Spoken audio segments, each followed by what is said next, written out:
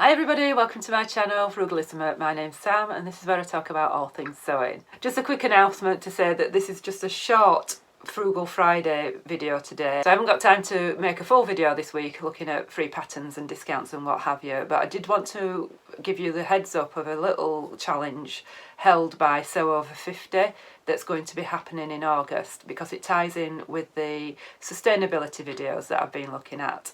So the August challenge for Sew Over 50 is Sew 50 Sustainable Sewing, and what they're wanting you to do is to make a garment out of waste fabric. So that's fabric that already exists, so that could be remnants or charity shop finds or old makes that you're not wearing, something that you found in a thrift shop or an estate sale or vintage fabric or something like that, or manufacturing waste.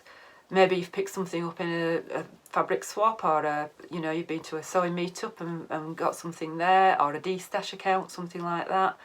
Any discarded garments or materials from tablecloths, things like that, old bed linen, everything is included in this challenge.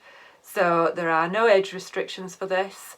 And there are prizes. The prizes will be relevant to the challenge. They haven't actually announced the prizes as yet, but I thought I'd just get you excited about it, get your thinking caps on, and because there are no age restrictions, so anybody can join in, you will just need to tag @SewOver50 and their hashtag is going to be Sew50 Sustainable Sewing. So I thought I'd just bob on and give you the heads up, and then you can get thinking, save all your remnants.